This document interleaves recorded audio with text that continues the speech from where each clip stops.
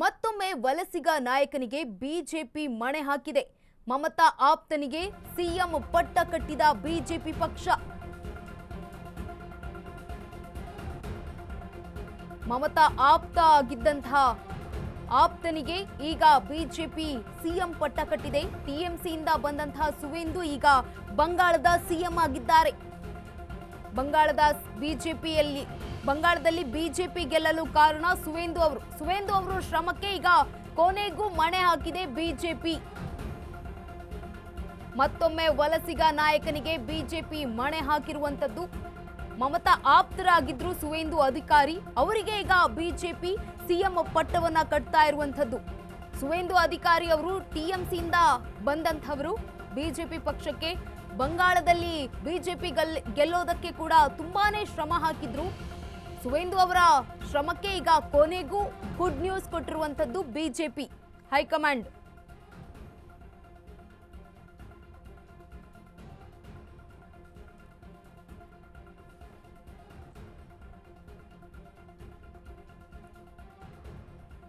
ವಲಸಿಗರೇ ಈಗ ಸಿಎಂ ಆಗಿರುವಂತದ್ದು ಕೇಸರಿಯ ಪಡೆಯಲ್ಲಿ. ಮತ್ತೊಮ್ಮೆ ಈಗ ನೋಡ್ತಾ ಇರುವಂತದ್ದು ಬಂಗಾಳದಲ್ಲಿ ಮನಮೋಹನ್ ಸಿಂಗ್ ಸಂಪುಟದಲ್ಲಿ ಇವರ ತಂದೆ ಸಚಿವರಾಗಿದ್ರು. ಮಗ ಸುವೇಂದು ಬಂಗಾಳದಲ್ಲಿ ಬಿಜೆಪಿಯ ಮೊದಲ ಸಿಎಂ ಆಗಿದ್ರು. 1995ರಲ್ಲಿ ಕಾಂತಿ ಪುರಸಭೆಯಲ್ಲಿ ಕಾಂಗ್ರೆಸ್ ಕೌನ್ಸಿಲರ್ ಆಗಿದ್ರು ಸುವೇಂದು ಅಧಿಕಾರಿಯವರು. 1998ರಲ್ಲಿ ತೃಣಮೂಲ ಕಾಂಗ್ರೆಸ್ಗೆ ಸೇರ್ಕೊಂಡಿದ್ರು. ತದನಂತರ 2006ರಲ್ಲಿ ಕೊಂಟೈನಲ್ಲಿ ಗೆದ್ದು ವಿಧಾನಸಭೆಗೆ ಪ್ರವೇಶ ಮಾಡಿದ್ರು. ಈ ಒಂದು ಗಳಿಗೆಯಲ್ಲಿ ನಂತರದ ದಿನಗಳಲ್ಲಿ ಮಮತಾ ಬ್ಯಾನರ್ಜಿ ಅವರು ಸೋದರ ಅಳಿಯನಿಗೆ ಟಿಎಂಸಿ ಯುವ ಘಟಕದ ಅಧ್ಯಕ್ಷರನ್ನಾಗಿ ಮಾಡ್ತಾರೆ. ಇದರಿಂದ ಬೇಸರಗೊಂಡಿದ್ರು ಸುವೇಂದು ಅವರು. ಈ ಒಂದು ನಡೆಯನ್ನ, ಮಮತಾ ಅವರ ನಡೆಯನ್ನ ವಿರೋಧಿಸಿ 2020ಕ್ಕೆ ಬಿಜೆಪಿಯನ್ನ ಸೇರ್ಕೊಂಡಿರ್ತಾರೆ. 2021ರಂದು ನಂದಿ ಗ್ರಾಮದಲ್ಲಿ ಮಮತಾ ವಿರುದ್ಧ ಭರ್ಜರಿ ಗೆಲುವನ್ನ ಸಾಧಿಸ್ತಾರೆ. ತದನಂತರ 2026ರಲ್ಲೂ ಕೂಡ ಭವಾನಿಪುರದಲ್ಲಿ ಮಮತಾ ವಿರುದ್ಧ ಜಯವನ್ನ ಸಾಧಿಸ್ತಾರೆ ಸುವೇಂದು ಅಧಿಕಾರಿ. ಸುವೇಂದು ಅಧಿಕಾರಿ ಮೇಲಿವೆ 25 ಕ್ರಿಮಿನಲ್ ಪ್ರಕರಣಗಳು.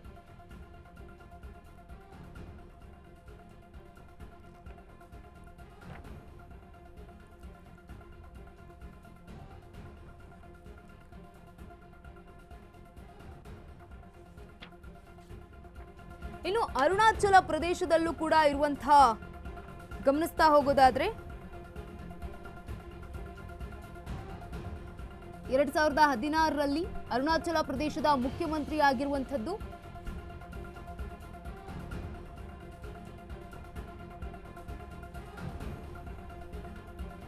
ಸುವೇಂದು ಅಧಿಕಾರಿ ಅವರು ಪಶ್ಚಿಮ ಬಂಗಾಳದ ನಿಯೋಜಿತ ಸಿಎಂ ಆಗಿದ್ರು. 2020ಕ್ಕೆ ಟಿಎಂಸಿ ತೊರೆದು ಬಿಜೆಪಿಯ ಸೇರ್ಪಡೆಗೊಂಡಿದ್ರು.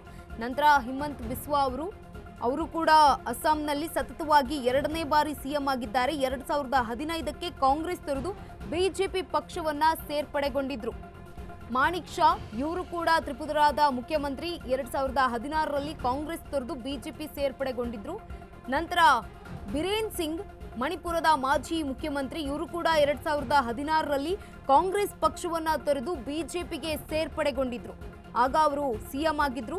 ಅರ್ಜುನ್ ಮುಂಡಾ ಜಾರ್ಖಂಡ್ನ ಮಾಜಿ ಮುಖ್ಯಮಂತ್ರಿ, 2000 ಜೆಎಂಎಂ ತೊರೆದು ಬಿಜೆಪಿ ಪಕ್ಷವನ್ನ ಸೇರ್ಪಡೆಗೊಂಡಿದ್ರು. ವಲಸಿಗರಿಂದ ಈಗ ಕೇಸರಿ ಪಡೆಯಲ್ಲಿ ಸಿಎಂ ಆಗಿರುವಂಥದ್ದು. ವಲಸಿಗ ಏನ್ ಬಂದಿರ್ತಾರಲ್ಲ ಬೇರೆ ಪಕ್ಷದಿಂದ, ಅವರೇ ಸಿಎಂ ಆಗಿರುವಂಥದ್ದು. ಇನ್ನು ಬಸವರಾಜ ಬೊಮ್ಮಾಯಿ ಅವರು ಕರ್ನಾಟಕದ ಮಾಜಿ ಮುಖ್ಯಮಂತ್ರಿ, ಇವರು ಕೂಡ ಜೆಡಿಎಸ್ ಅನ್ನ ತೊರೆದು ಬಿಜೆಪಿಗೆ ಸೇರ್ಪಡೆಗೊಂಡಿದ್ರು 2008ರಲ್ಲಿ. ಇವರು ಕೂಡ ಕರ್ನಾಟಕದ ಮುಖ್ಯಮಂತ್ರಿ ಆಗಿದ್ರು.